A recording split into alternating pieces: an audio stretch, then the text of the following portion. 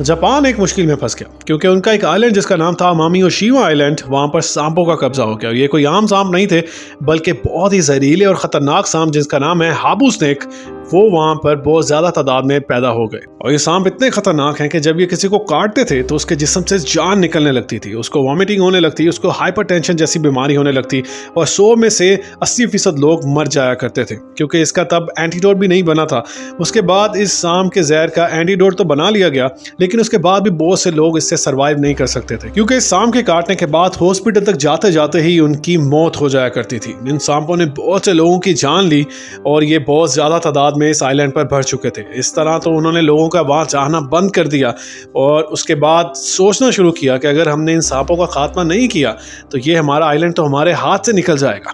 इसलिए एक साइंटिस्ट ने एक आइडिया दिया जो कि बहुत अजीब था, लेकिन उसने कहा कि ऐसे जानवरों को इस आइलैंड पर छोड़ा जाए जो कि इस सांप को खाते हैं और इसके जहर को भी बर्दाश्त कर सकते हैं। तो आखिरकार जिस जानवर को सेलेक्ट किया गया वो था बहुत बुरा मोंगूस, क्योंकि मोंगूस ऐसे जानवर हैं जो कि सांप के साथ लड़ते थे, यानी कि न्योले, जिनको हमेशा से सांपों का दुश्मन माना जाता है। और इस आइलैंड पर खरगोश और चूहे भी पाए जाते थे और उनके साथ साथ सांपों के साथ अब यहाँ पर मोंगूस भी मौजूद थे जो कि जापान के अंदर तो नहीं होते, इसलिए इन्हें पाकिस्तान, इंडिया, नेपाल और बांग्लादेश से इंपोर्ट करके यहाँ पर मंगवाया गया।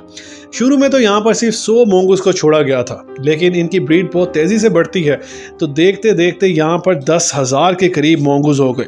लेकिन अब हैरानी की बात तो ये थी कि इन मोंगूस ने हाबू स्नेक्स के ऊपर हमला ही नहीं किया।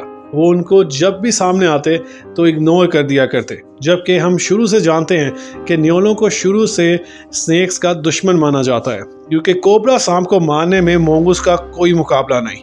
लेकिन ये हाबू स्नेक्स भी कोबरा सांप के रिश्तेदार ही लगते हैं, लेकिन इसके मुकाबले में जब ये एक दूसरे के आमने सामने आते तो ये हाबू स्नेक्स पर हमला ही नहीं करते थे। उसकी एक बड़ी वजह ये थी कि मोंगूस ज़्यादातर दिन के वक्त एक्टिव रहा करते थे, जबकि हाबू स्नेक्स रात के वक्त ज़्यादा बाहर निकलते थे। और लेकिन जब ये आमने सामने भी आ जाते तो मोंगूस इन पर हमला ही नहीं करते थे क्योंकि एक सांप को मारने के लिए एक न्योले को काफ़ी मेहनत करनी पड़ती थी। इसलिए अपनी भूख मिटाने के लिए वो इस आइलैंड पर मौजूद खरगोश और चूहों को मारकर ही खा जाया करते थे, जिससे उनकी भूख भी मिट जाती थी और उनको ज़्यादा मेहनत भी नहीं करनी पड़ती थी।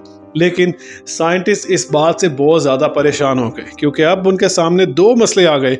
अब इस आइलैंड पर सिर्फ सांप ही नहीं बल्कि मोंगूस का भी राज होने लगा। उन्होंने वहाँ पर जानवर पकड़ने वाली टीम्स भेजना शुरू की और इन मोंगूस को देखते देखते पकड़ना शुरू किया गया और देखते ही देखते 35,000 मोंगूस को उस आइलैंड से पकड़कर बाहर निकाला गया, जो कि एक बहुत बड़ी तादाद है। लेकिन उसके बाद इस आइलैंड पर दोबारा से सिर्फ खरगोश, चूहे और सांप ही बाकी रह गए। कुछ मोंगूस भी वहां पर मौजूद होंगे लेकिन उनकी बहुत कम तादाद बाकी रही। अब इस सारे मामले के दौरान इन सांपों के काटने की तादाद में बहुत ज्यादा कमी आने लगी, लेकिन वो मोंगूस की वजह से नहीं थी, वो थी खुद इंसानों की वजह से। इंसानों ने इन सांपों को मारना शुरू किया और इनके लिए बहुत से ट्रैप्स लगाना शुरू कर दिए और इतनी ज़्यादा तादाद में एंटीडोट्स बनाना शुरू कर दिए कि बहुत से लोगों की जानें बाद में बचना शुरू हो गई।